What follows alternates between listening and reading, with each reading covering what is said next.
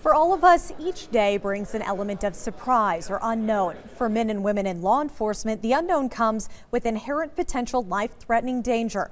A simple traffic stop could turn deadly, while an armed robbery call could just as well end peacefully. From one incident or accumulating calls, officers have the potential to develop post-traumatic stress disorder. The unpredictability of law enforcement is what draws many to the profession. However, it's also what can perpetuate stress that can build from responding to the variety of calls. I couldn't even tell you how many violent deaths that I've seen in 15 years. I couldn't even begin to try to recount them. Sergeant Rich Labard has worked with the Great Falls Police Department since 2000. In 2004, he responded to a call that changed him forever. Now he talks with fellow law enforcement and citizens about that August incident that would prompt post-traumatic stress disorder. The call was a male walking down the street shooting people. Labard was only blocks away when the call came in and arrived first on scene, parking a lot closer to the threat than he intended. I made some tactical errors when I arrived on scene, and I didn't know where the threat was any longer. So that was the first thing that kind of put me on shaky ground for that call, is thinking that I was going to get shot when I got out of the car. The threat was right across the street, and as he approached the house, he saw a man down in the front yard, shot in the chest, and could hear children screaming in the home. The main thing that derailed me was when I walked past the guy in the yard, he was still alive.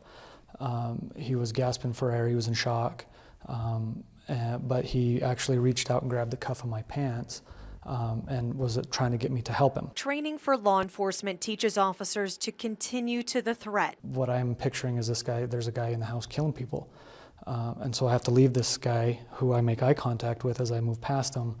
And I remember having an enormous amount of guilt for not being able to explain to him why. And so I leave him and advance into the house. What he found was a man who had just moments before shot himself. Other officers who had since arrived proceeded to find the continued sound of screaming kids.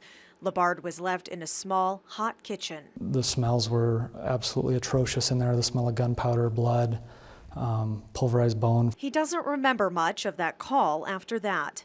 5 days after the incident, Labard got married and essentially blocked the call from his memory. But what he experienced that day stayed with him.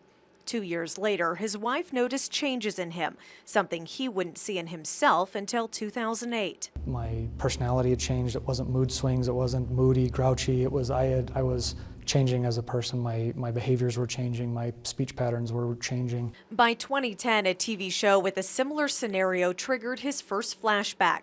Later, he responded to a rollover accident where he was forced to make a similar haunting decision as he had done in 2004.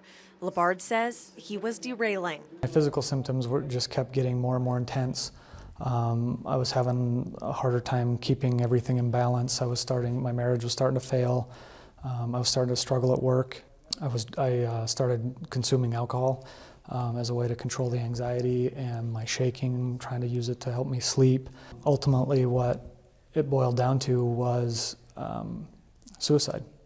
I had gotten to the point where I was not contemplating it so much, but I had certainly changed the way I thought about death. I started thinking that there would be peace. I could just shut it all off. Thankfully, that's not where Sergeant Labard's story ends. It was a long road as symptoms developed, but he did choose to get help. Join us again Sunday night for the next chapter in Sergeant Labard's story.